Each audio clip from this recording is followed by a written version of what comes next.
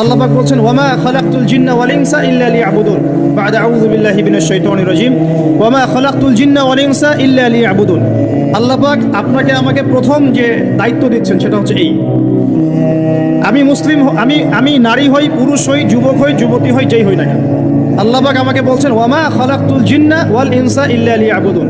দেখো, আমি জিন আর মানব জাতিকে শুধুমাত্র আমার ইবাদত করার জন্যই দুনিয়ায় পাঠিয়েছি, আর কোনো কারণ নাই।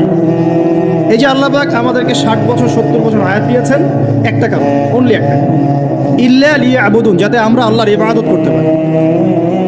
আবার বোঝেন, আল্লাহ পাক আমাদেরকে দুনিয়াতে শুধু তার ইবাদত করতেই পাঠিয়েছে। আল্লাহ পাক এখানে একটা পরীক্ষায় ফেল করেছি হতাশ হয়ে আত্মহত্যা করতে পারেন নাই। আল্লাহ পাক এখানে একটা মেয়ের পিছনে ঘুরে জীবন নষ্ট করতে পারেন নাই। আল্লাহ পাক এখানে আমাদেরকে ধর্ষণের সেঞ্চুরি করতে পারেন নাই। আল্লাহ পাক এখানে আমাদেরকে অন্যায়ভাবে অন্যের সম্পদ আত্মসাৎ করতে পারেন নাই। মাদকের যে ভয়াল থাবা চলছে এর মধ্যে নেশায় বুধ হয়ে যাওয়ার জন্য আল্লাহ পাক আমাদেরকে পাঠান নাই। কি জন্য পাঠিয়েছে? পলিটিক্যাল মারামারি করতে আল্লাহ পাঠান নাই আমাদেরকে দুনিয়ায়। সোশ্যাল ক্ষমতার দ্বন্দ্বে লিপ্ত হওয়ার জন্য পাঠান নাই। মিলস, ইন্ডাস্ট্রিজ অ্যান্ড ফ্যাক্টরিজের নেশায় বুধ হয়ে পরকাল ভুলে যাওয়ার জন্য আল্লাহ এখানে পাঠান নাই। আল্লাহ পাক একটা রিজনে পাঠিয়েছেন, অনলি একটা। এবং এই দায়িত্বটা আল্লাহ পাক কিন্তু কড়াই গন্ডায় উসুল করে নেবেন আমাদের কাছ থেকে। ভাববেন না আল্লাহ পাক এই পুরো মহাবিশ্ব খেলার ছলে সৃষ্টি করেছেন, এমন নয়। আল্লাহ পাক বলছেন আমি এই মহাবিশ্বকে খেলার ছলে সৃষ্টি করি নাই। ওয়ামা খালাকতুল জিন্না ওয়াল ইনসা, বলেন, ইল্লা লিয়াবুদুন, আমি শুধুমাত্র এবং শুধুমাত্র আমার ইবাদত করার জন্যে মানুষ আর জিনদেরকে সৃষ্টি করেছি। জিনকে আমরা দেখি না, আমাদের সাথে জিনরা আছেন। জিনের মধ্যে ভালো খারাপ আছে, ঠিক যেমন মানুষের মধ্যে ভালো খারাপ আছে। আর প্রত্যেকটা মানুষের সাথে একটা করে শয়তান জিন থাকে, যে মানুষকে খারাপ কাজে প্রলুব্ধ করে, যে নিজে খারাপ কাজ জোর করে করায় না, সে শুধু প্রলুব্ধ করে। সে বলে মাদকের মধ্যে শান্তি, ওয়াসওয়াসা দেয়, কাজটা বাস্তবায়ন করেন আপনি। সে বলে যে এটা তো ছেলে মেয়ের ফ্রেন্ড, বয়ফ্রেন্ড গার্লফ্রেন্ড কালচার, বন্ধুত্ব, এটা এমন কিছু নয়, জেনা করেন আপনি। সে বোঝায় যে টাকা পয়সা আর্ন করতে হবে, বউ বাচ্চাকে সিকিউর করতে হবে, সুদটা খান আপনি। সে বুঝায় যে তুই তো একসময় চলে যাবি, সন্তানদের জন্য কি রেখে গেলি, তখন ঘুষটা খান আপনি। সে বুঝায় যে অন্যের সম্পদ যদি আত্মসাৎও করি, শেষ বয়সে কাবা ঘরে গিয়ে হজ করে নিব, ব্যাস, দ্যাটস অল, আমার পুরো আমল নামা চকচকা হয়ে যাবে। এভাবে শয়তান ওয়াসওয়াসা দেয়, কিন্তু কাজটা করি আমরা। কোনো সময় কোনো সময় শয়তান দাড়ি টুপি পাগড়ি জুব্বাওয়ালা মানুষকেও নেক্সট স্রোতে ধোকা দেয়। কোন স্রোতে? এদেরকে বদ স্রোতে ধোকা দেয় না, নেক্সট স্রোতে ধোকা দেয়। সে একটা কাজকে কল্যাণ খায়ের মনে করেই এমন কিছু করে যেটা শয়তান তার সামনে ফুটিয়ে তোলে নেক হিসেবে, কিন্তু আসলে এর পিছনে একটা খারাপ উদ্দেশ্য ছিল। দাড়ি টুপিওয়ালা মানুষকে নেক্সট স্রোতে শয়তান ধোকা দিয়ে ফেলে। কোনো সময় ভিতরে অহংকার জন্ম দিয়ে দেয়, কোনো সময় ডিগ্রি সার্টিফিকেটের কামান্ড নিয়ে আসে, কোনো সময় নারী দিয়ে পথভ্রষ্ট করে ফেলে, আর কোনো সময় অর্থের প্রলোভন দিয়ে পথভ্রষ্ট করে। তো শয়তান কিন্তু কাউকে ছাড়ে না। আমি মূল জায়গায় আসি। প্রথম যে জিনিসটা এই বিশ্বটাকে ধ্বংস করছে এটা হলো বস্তুবাদিতা, যেটা আমাদের এই সমাজের মধ্যে এখন রন্ধ্রে রন্ধ্রে ঢুকে গেছে। আমি বলছি বারবার, স্ট্যাটাস অর্জন করতে কোনো সমস্যা নেই, কিন্তু যদি এই স্ট্যাটাস আমাকে আমার পরকালীন গোল থেকে সরিয়ে দেয় তখনই সমস্যা। কারণ মৌত কাউকে ছাড়বে না, কবরও কাউকে ছাড়বে না, কিয়ামতের মাঠও কাউকে ছাড়বে না। আর আল্লাহ পাকের সামনে আমাদের সবাইকে ইন্ডিভিজুয়ালি হিসেব দিতে হবে, একজন একজন করে। এমন নয় 10 জন আসবে, তারপর 10 জন, তারপর 10 জন। নো, আব্দুল্লাহ তুমি আসো, আব্দুর রহমান তুমি আসো, এই মুহাম্মদ তুমি আসো, এই দাউদ তুমি আসো, একজন একজন। সো এই জিনিসটা যদি আমার মাথায় থাকে তাহলে আমি কিন্তু বস্তুবাদী হতে পারবো না। আমি বলছি দুনিয়া আমার প্রয়োজন। আল্লাহ পাক কি বলেছেন? এই দুনিয়া হচ্ছে সিজনুল লিল মুমিন, নবীজি বলছেন, আর দুনিয়া সিজনুল লিল মুমিন, দুনিয়া মুমিনদের জন্য কারাগার। কারাগার মানে যেখানে আমি স্বতন্ত্র স্বাধীন নই। এখানে প্রশাসন অনেক ভাই বোন আছেন, তারা জানেন কারাগার কি জিনিস, আর যারা 2-1 বার যাওয়া আসা করেছে ওরা জানে কি জিনিস। এখানে আপনার কোনো ব্যক্তি স্বাধীনতা নাই। আপনি আপনার ইস্তেঞ্জা করবেন, শিশি যেতে পারবেন না, আপনি পারমিশন নিতে হবে, তারা নিয়ে যাবে, তারপরে যেতে পারবেন, তাও হ্যান্ডকাপ পরিয়ে। দুনিয়া সিজনুল লিল মুমিন, দুনিয়া মুমিনদের কারাগার। এখানে আপনি খেতে পারবেন না, খাবার আসবে তারপর খাবেন। ঘুমাতে পারবেন না, যখন ঘুমানোর আদেশ দিবে তখন ঘুমাতে পারবেন। তাও কতক্ষণ ঘুমাবেন তাও ফিক্স করা। মানে কারাগার মানে কি? যেখানে আপনার ব্যক্তির স্বাধীনতা চলে না, যেখানে আমি চলবো একটা সিস্টেমের আওতায়। এখন নবীজি বলছেন দুনিয়াটাই হচ্ছে কারাগার। তাহলে এই দুনিয়ায় কেমন করে আমি প্রবৃত্তির দাসত্ব করতে পারি? কেমন করে আমি আল্লাহকে ভুলে নামাজ বাদ দিতে পারি? কেমন করে জাকাত সেই কবে ফরজ হয়েছে, মিল ইন্ডাস্ট্রিজ ফ্যাক্টরিজ করেছি, জাকাত দিই না। রমজান মাস যায় আসে, রোজাও রাখি না, তারাবি পড়তে পারি না। কোরআন আমার সামনে মানুষ তেলাওয়াত করে, কোরআন আমার ঘরে পড়ে আছে, শেলফের উপরে ধুলাও আছে, শেলফের উপরে কোরআন ধুলাওয়ালা, ধুলো মাখা। কোরআন পড়ার তৌফিক হয় না, নবীর হাদিসগুলো চর্চা করার তৌফিক হচ্ছে না, ইসলামিক বইপত্র পড়তে পারি না। এই কারাগারের জীবনে বসি আমি একটা মেয়ের পিছনে দৌড়াচ্ছি, মাদক খাচ্ছি, জেনা করছি, কোনো সময় ধর্ষণ করছি, কোনো সময় সুদ খাচ্ছি, ঘুষ খাচ্ছি, দুর্নীতি করছি, এই কারাগারের জীবনে বসি, যেখানে আমার কোনো ব্যক্তি স্বাধীনতা নাই। তাহলে কারাগারের জীবনের মেয়াদ যখন শেষ হবে, যখন তাকে এখান থেকে বের করে নিয়ে আসা হবে, অর্থাৎ মৃত্যু, তখন তার সাথে কীরকম রিমান্ডে আচরণ করা হবে এটা ভালো করে বুঝে নেন। নবীজি বলছেন দুনিয়া সিজনুল লিল মুমিন ওয়াল জান্নাতুল লিল কাফির। কাফেরদের জন্য, মুশরিকদের জন্য এই দুনিয়াটা হচ্ছে জান্নাত। জান্নাত মানে কি? যা ইচ্ছা তাই করতে পারবেন। জান্নাত মানে কি? আপনি চাচ্ছেন আল্লাহ আমি এখন একটা খামর চাই, শরাব আপনার সামনে হাজির, চিন্তা করার সাথে সাথে। জান্নাত মানে কি?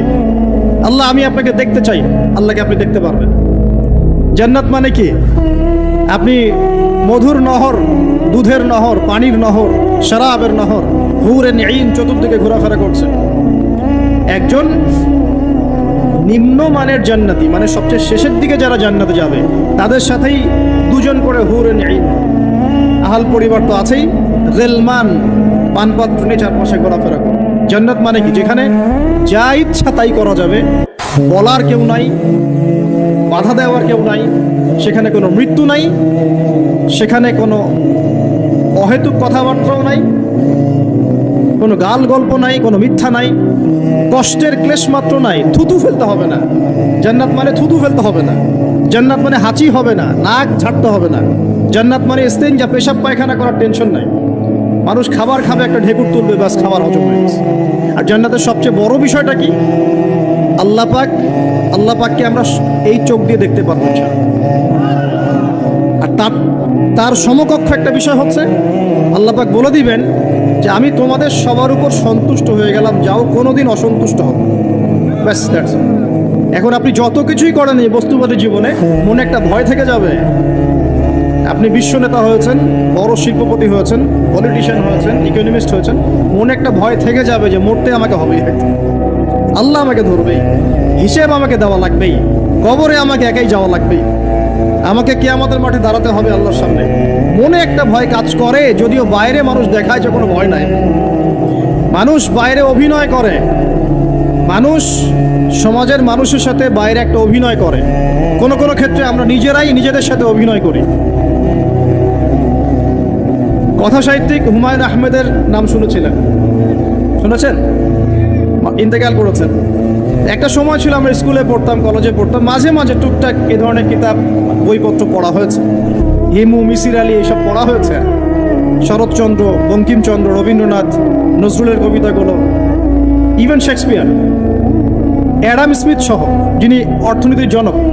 যাই হোক, তিনি তার বইয়ের মধ্যে লিখেছিলেন যে এই পুরো দুনিয়াটা হচ্ছে অভিনয়ের মঞ্চ।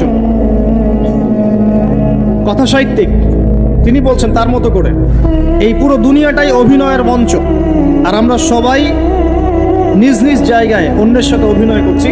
কোনো ক্ষেত্রে আমরা নিজেরা নিজেদের সাথে অভিনয় করছি। তিনি বলছিলেন আমরা সবাই অভিনেতা, আর সবচেয়ে বড় অভিনেতা হচ্ছে পলিটিশিয়ানরা, কারণ তাদেরকে অনেক বড় মঞ্চে অভিনয় করতে হয়। এটা আমার কথা না, হুমায়ুন আহমেদের কথা, পড়ে দেখেন তো। আল্লাহ পাক পাঠিয়েছেন তার ইবাদত করতে, আর এই বস্তুবাদী জগৎ আমাদেরকে ভুলিয়ে দিল কিভাবে?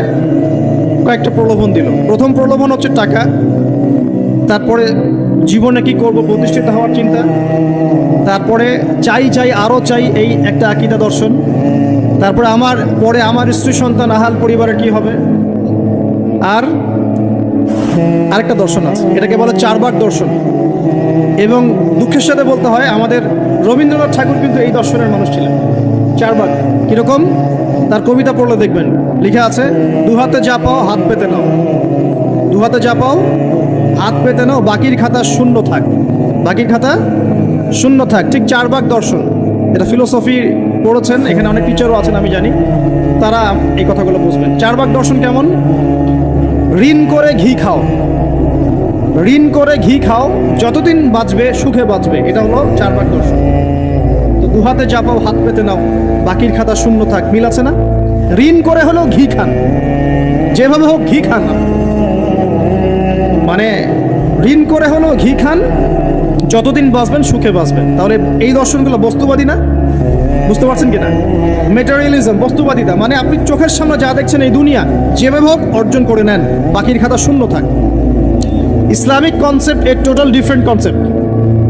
ইসলামের ঈমান, আকীদা, ইসলাম, পরকাল, মুহাম্মদ সাল্লাল্লাহু আলাইহি ওয়াসাল্লামের আদর্শ সম্পূর্ণ ডিফারেন্ট। আমরা বলি কি, এই দুনিয়াতে আমরা মুসাফির, দুনিয়াতে আমরা কি মুসাফির, কে কতদিন থাকবো কোনো ঠিক নাই।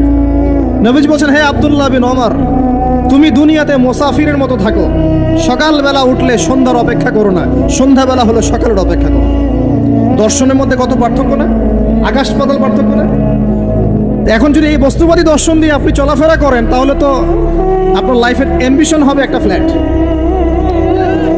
আর ওটা এনি হাও আপনাকে অ্যাচিভ করতে হবে, legal way or illegal way, আপনাকে অ্যাচিভ করতেই হবে, অ্যাচিভ করতেই হবে, যেহেতু আপনার মোটিভটা হচ্ছে মেটেরিয়ালিজম, বস্তুবাদিতা। আর নবী সাল্লাল্লাহু আলাইহি ওয়াসাল্লাম কি বলছেন, সকালে ঘুম থেকে উঠলে সন্ধ্যার অপেক্ষা করো না, সন্ধ্যাবেলায় থাকলে সকালের অপেক্ষা করো না।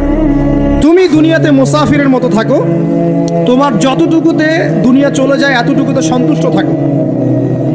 নবীজি আরো বলছেন, তুমি কখনো উপরের দিকে চোখ দিয়ে হেঁটো না, রাস্তায় যখন হাঁটবে উপরের দিকে দেখো না, বরং তুমি দেখো যে তোমার নিচে কারা আছে। আবার বলছি, নবীজি বলছেন, তোমরা হাঁটবে যখন রাস্তায় চলাফেরা করবে, তোমাদের উপরের দিকে দেখবে না তোমাদের উপরে কারা আছে, অলওয়েজ দেখবা তোমাদের নিচে কারা আছে, তোমাদের চেয়ে খারাপ কারা আছে। এক ভাইকে আপনি দেখবেন আপনি সুস্থ, তার হাত নাই। আরেক ভাইকে দেখবেন আপনি সুস্থ, তার চোখ নাই। এক ভাইয়ের পা প্যারালাইজড হয়ে গেছে, এক ভাইয়ের বডি প্যারালাইজড, একজন হার্টের রোগী, একজন ডায়াবেটিসের রোগী। আপনি সুস্থ আছেন, অথচ ওই ব্যক্তির অনেক টাকা পয়সা আছে, আপনার নাই। এখানে কে ধনী বলেন দেখি, আপনি না সে? আপনার সুস্থতা আছে। আরেক ভাইয়ের অনেক বড় বড় ফ্ল্যাটস, কিন্তু আপনার এতটুকু নাই, ছোট্ট একটা বাসা। আপনার কষ্ট লাগে, আমারও যদি এমন হতো। ওই বাসায় গিয়ে দেখলেন যে ইন্টারনালি সে ব্যক্তি সুখে নাই, তার পরিবারে অশান্তি, তার পরিবারে হৃদ্যতা ভালোবাসার বন্ধন নাই, আপনার পরিবারে আছে। একটা রিক্সাওয়ালা সারাদিন রিক্সা চালিয়ে 500-1000 টাকা আর্ন করে বাসায় চলে গেল, গিয়ে বাসা আলু ভর্তা, ডিম ভাজা, ডাল দিয়ে ভাত খাচ্ছে, সুখে আছে দিব্যি, বউয়ের সাথে গল্প করছে, চাঁদ দেখছে। আর সেই তো কবে আপনি ওয়াইফ কিনে চাঁদ দেখেছেন ঠিক নাই, আপনি টাকা অর্জন করার নেশায় বছরের পর বছর স্ত্রী থেকে দূরে আছে, দেখারই সৌভাগ্য হয় না। আসলে সুখ কাকে বলে, সুখটা কি জিনিস, ঢাকাবাসীকে সুখ বোঝানো দরকার। সুখটা কি জিনিস? সুখটা হচ্ছে ইন্টারনাল পিস। যখন আপনি বা আমি নিজেকেও বলছি, যখন আমরা আল্লাহকে পাবো, আল্লাহ পাকের ইবাদতের মধ্য দিয়ে, রাসূলের সুন্নতের মধ্য দিয়ে অল্পে তুষ্ট থাকতে পারবো, যা আছে এতে শুকরিয়া আদায় করবো, আপনি কেউ নাই দুনিয়াতে। কিন্তু বস্তুবাদিতা আপনাকে এই আকীদা আদর্শ থেকে সম্পূর্ণ ডিমোটিভেট করে দেবে। আপনাকে খালি চাই আরো চাই, ওই যে 2 হাতে যা পাও হাত পেতে নাও, বাকির খাতা শূন্য থাক। আর আমাদের দর্শন, 2 হাতে যা পাও হাত পেতে নাও না, বরং দুনিয়াতে যতটুকু পাও এতটুকুতে সন্তুষ্ট থাকো, বাকির খাতা শূন্য থাক না, বাকির খাতা পূর্ণ হোক। মানে পরকালটা বাকির খাতা না, পরকালের বাকির খাতাটা পূর্ণ হোক। প্রয়োজনে দুনিয়ার সব চলে যায় যাক, প্রয়োজনে দুনিয়ার সব যদি চলেও যায় যাক, তারপরে বাকির খাতা কি হোক? পূর্ণ হোক। এটাই আল্লাহ রাব্বুল আলামিন সূরা আ'লার মধ্যে বলছেন, বাল তুসিরুনাল হায়াতাদ দুনিয়া, তোমরা এই দুনিয়ার জীবনটাকেই প্রাধান্য দিয়ে থাকো। ওয়াল আখিরাতু খায়রুন ওয়া আবকা, কিন্তু আখিরাত হচ্ছে সবচেয়ে উত্তম এবং চিরস্থায়ী। তো প্রিয় ভাই এবং বোনেরা যারা আলোচনা শুনছেন, আজকে আমাদের প্রথম সবক হওয়া উচিত দুনিয়ার নেশায় আমরা না পড়ি। আল্লাহ পাক আমাদেরকে তৌফিক দান। এর মানে এই না আমরা দুনিয়ার প্রোগ্রেসে যাব না, অবশ্যই যাব, আমরা অবশ্যই যাব। পুরো ন্যাশন জাতিগতভাবেই আমাদেরকে এই ওয়ার্ল্ডের সমকক্ষ তো হতে হবে, হবে কি না? আমরা কি ওয়ার্ল্ডের সমকক্ষ হতে পেরেছি? আপনাদের কি মনে হয় যে মিলস, ইন্ডাস্ট্রিজ, ফ্যাক্টরিজ, সেতু, ফ্লাইওভার এইগুলো করলেই মনে হয় যে ওয়ার্ল্ডের সমকক্ষ হওয়া যায়? প্রত্যেক জনগণ ভিতর থেকে সুখী কিনা, তাদের অন্ন, বস্ত্র, চিকিৎসা, শিক্ষা, বাসস্থান, এই যে মৌলিক চাহিদা, বেকারত্ব ঘোচানো, তিন বেলা খেয়ে পরে বাঁচা, জীবনের অধিকার, সিকিউরিটি, এই জিনিসগুলো আমাদের নিশ্চিত হচ্ছে কিনা, এটা হচ্ছে আপনার উন্নতির মানদণ্ড। উন্নতির মানদণ্ড কি? আমরা এখন যেখানে আছি না, 1776 সালে অ্যাডাম স্মিথ তার চেয়ে আগের জায়গায় ছিলেন। 1776 সালে অ্যাডাম স্মিথ একটা বই লিখেছেন, তার নাম হচ্ছে যে দ্য ওয়েলথ অফ নেশন, এই কিভাবে একটা রাষ্ট্রের ওয়েলথ ফাংশন করে। ওই 1776 সালে তিনি যে চিন্তাগুলো করেছেন, এখন পর্যন্ত আমরা সেই চিন্তা বাস্তবায়ন করতে পারি নাই। 1776 সালের চিন্তা, কিন্তু ওই চিন্তা বাস্তবায়ন করেছে পশ্চিমারা। পশ্চিমা সভ্যতা যেটা আপনি দেখছেন দাঁড়িয়ে আছে, এই একটা বইয়ের উপর দাঁড়িয়ে আছে। যেমন একটা এক্সাম্পল দিই, আলোচনা কঠিন হয়ে যাবে, অন্যদিকে যাব। আমরা মনে করি যে অর্থনীতি আমরা নিয়ন্ত্রণ করব, ঠিক আছে, অর্থনীতির পুরো বিষয়গুলো আমরা নিয়ন্ত্রণ করে আমরা সমৃদ্ধি নিয়ে আসবো। আসলে বিষয়টা কি জানেন? অর্থনীতির নিজের একটা ফ্লো আছে, ও নিজেই নিজেকে নিয়ন্ত্রণ করে, এবং তার উপর একটা ইনভিজিবল হ্যান্ড থাকে, অদৃশ্য হাত, যেটা আমরা বলি আল্লাহ রাব্বুল আলামিন। আল্লাহ রাব্বুল আলামিন এই পুরো অর্থনীতিকে নিয়ন্ত্রণ করে। আমরা যখন সেটাকে ইন্টারফেয়ার করতে যাব, তখন ইকোনমি কলাপস করে যাব। এই যে করছে কলাপস। আরো ব্যাপার আছে, শুধু ব্যবসা, অর্থনীতি, এক্সপোর্ট ইম্পোর্ট, এগুলোকে তিনি জাতির মানদণ্ড বলতেন না। তিনি বলতেন যতক্ষণ পর্যন্ত জাতির প্রত্যেক ব্যক্তির মধ্যে এথিক্স না আসবে, নীতি যতক্ষণ পর্যন্ত না আসবে, আপনি করাপশন থামাতে পারবেন না। তাই হয়েছে না? শুধু ব্যবসা না, আদর্শ কতটুকু আছে? এই যে আপনি দেখছেন বিভিন্ন জায়গায় ভেজাল খাবার খাওয়াচ্ছে, ওদের কি টাকার অভাব আছে? ওদের টাকার কিন্তু অভাব নাই। নেম ফ্রেমের কোনো ঘাটতি আছে? এস্টাবলিশড বিজনেস, তাহলে কেন আপনাকে ভেজাল খাওয়াবে? কারণ তার মধ্যে এথিক্স নাই, নীতি নাই। এই জন্য জাতির প্রত্যেক সদস্যকে, মানে প্রত্যেক জনগণের প্রত্যেককেই আগে নীতিগত শিক্ষা দেওয়া উচিত। আর এই কাজটাই করে ইসলাম, বলে সুবহানাল্লাহ। এই এথিক্স এবং নীতি শেখায় কে? ইসলাম। ইসলামের চেয়ে সার্বজনীনভাবে এবং যুগোপযোগীভাবে কেউই এথিক্স শেখাতে পারবে না। কাগজে কলমে অনেকে অনেক কথা বলতে পারে, প্র্যাকটিক্যালি শেখাবে কে? ইসলাম। এখন বলতে পারেন তাহলে মুসলিমদের মধ্যে দুর্নীতি কেন, মুসলিমদের মধ্যে কেন এই সমস্যাগুলো হয়? উত্তর একটাই, ওই যে স্যার বলে গেলেন, আমি বিভিন্ন ওয়াজে যে এক এক জায়গায় এক এক কথা বলে। উত্তরটা কি? উত্তরটা হচ্ছে যে কোরআন এবং সুন্নাহর সঠিক যে শিক্ষাটা আছে, এই শিক্ষাটা আমরা অনেকেই বাস্তবায়ন করতে পারছি না। এটা আমাদের ব্যর্থতা। এটা কাদের ব্যর্থতা? এটা আমাদের ব্যর্থ। এখানে আমাদের ব্যক্তির স্বার্থ থাকতে পারে, এখানে আমার জ্ঞানের স্বল্পতা থাকতে পারে, আমার ভিতরে অহংকার থাকতে পারে, বা আমি অল্প শিক্ষিত হতে পারি, এবং এমন হতে পারে আমার জ্ঞানটা যুগোপযোগী না। ইসলামিক জ্ঞান আমার মধ্যে আছে, কিন্তু কিভাবে এই জ্ঞান দিয়ে ওয়ার্ল্ডকে ডিল করবো, এই জ্ঞানটা আমার মধ্যে নেই। এই কারণে আমরা হয়তোবা ইসলাম, কোরআন সুন্নাহ হাতে থাকার পরেও এই সমস্যাগুলো ফেস করছি। প্রথম সমস্যা হচ্ছে বস্তুবাদিতা। আল্লাহ পাক আমরা সবাইকে, যারা আলোচনা শুনছি, দুনিয়ার প্রেমিক হওয়া থেকে বাঁচাক বলি। আর দুনিয়ার প্রেমিক না, প্রেমিক হব কার? আল্লাহর, আখিরাতের। কতটুকু দাম আছে দুনিয়ার? আল্লাহ পাক বলছেন একটা মাছির পাখার সমান না। একটা মাছির পাখার কি দাম আছে আপনার কাছে? আল্লাহ পাক বলছেন পুরো দুনিয়ার দাম আমার কাছে যদি একটা মাছির পাখার সমান হতো, তাহলে এই দুনিয়াতে কোনো কাফের মুশরিক পানি পান করতে পারত। তার মানে এই দুনিয়াতে যা করো করো, আমার তো কোনো দামই নাই দুনিয়া। কালকেই তো আমি দুনিয়া ধ্বংস করব। আর ওই যে দুই জাতির কথা বললাম, জিন এবং মানব জাতি, আপনারা সূরা আর রহমান পড়বেন। রহমান নামটা অনেক ব্যাপক, দয়াময়ের নাম, তার মানে আল্লাহ পাক মার্সিফুল, মোস্ট মার্সিফুল। কিন্তু এই সূরা আর রহমানেই একটা ভয়ঙ্কর আয়াত আছে, কি? সানাফরুগু লাকুম আইয়ুহাস সাকলান। হে মানুষ এবং জিন, হে মানুষ এবং জিন, শীঘ্রই আমি তোমাদের দুইটা জাতিকে ডিল করার জন্যে ফারেক হচ্ছি, অপেক্ষা করতে থাকো। মানে আল্লাহ পাক কুল্লা ইয়াউমিন হুয়া ফি শাআন, মানে আল্লাহ পাক কি করেন, সব সময় তার কাজে ব্যস্ত আছে। মহাবিশ্বের তো গ্রহ নক্ষত্র গ্যালাক্সির অভাব নাই, মাখলুকের কোনো অভাব নাই।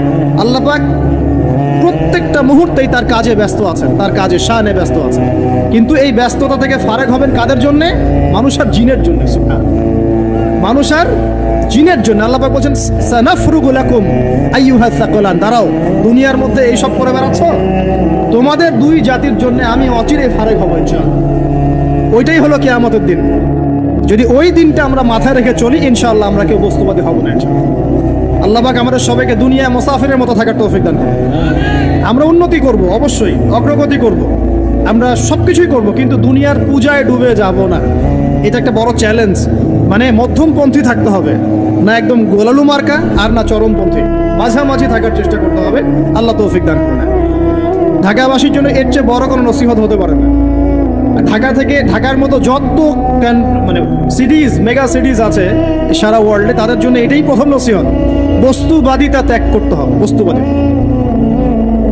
আল্লাহ পাক আমাদের সবাইকে বাকির খাতা পূর্ণ করার তৌফিক দান করুন। এখন একটা লক্ষ্য পেলাম, কি জন্য দুনিয়া এসেছি? আল্লাহর ইবাদত করার জন্য। এখন অনেকে ভুল বুঝে প্রশ্ন করতে পারে, তাদের জ্ঞানের স্বল্পতা। আমি ওদেরকে দোষারোপ করব না, কারণ আমাদের শিক্ষার সমস্যা আছে।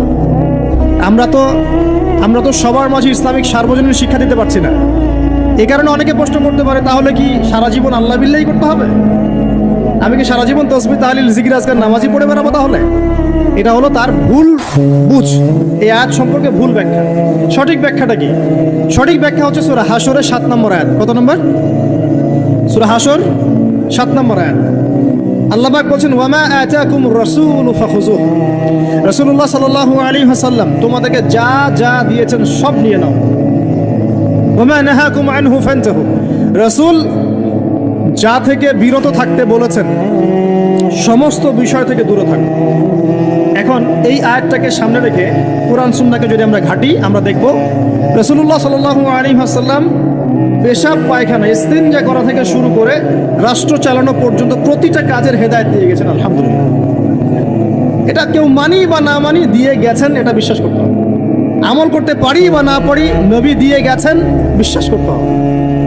দলিল চাচ্ছেন, আপনি সহিহ বুখারী খুলেন, মুসলিম খুলেন, তিরমিজি, নাসাই, আবু দাউদ এগুলো খুলেন, দেখবেন আপনি ইস্তেঞ্জা করবেন কিভাবে, বসবেন কিভাবে, ঢোকার সময় কোন পা দিয়ে ঢুকবেন, বের হওয়ার সময় কোন পা দিয়ে বের হবেন, ইস্তেঞ্জা করার সময় কথা বলতে পারবেন কিনা, কতটুকু বলতে পারবেন, গোসল কেমন করে করবেন, ওযু কিভাবে করবেন, আপনি আগে কি পা থেকে শুরু করবেন নাকি হাত থেকে শুরু করবেন, কিভাবে নামাজ পড়বেন, আগে গিয়ে কি সেজদা করবেন নাকি ইকামত হবে, আজান হবে, আল্লাহু আকবার তাকবীর দিবেন, কিভাবে নামাজ শেষে বের হয়ে আপনি ব্যবসায় চলে যাবেন, কিভাবে আপনি ব্যবসা করবেন, কিভাবে চাকরি বাকরি করবেন, সমাজের মানুষের সাথে মেলামেশা করবেন, মানুষকে দিনের দাওয়াত দিবেন, ইভেন কিভাবে আপনাকে যদি আল্লাহ ক্ষমতা দেন আপনি কিভাবে সোসাইটি মেনটেন করবেন, সমাজ এবং রাষ্ট্র মেনটেন করবেন, প্রতিটা হেদায়েত খুঁটিনাটি কোরআন এবং সুন্নাহ দিয়েছে আমাদেরকে।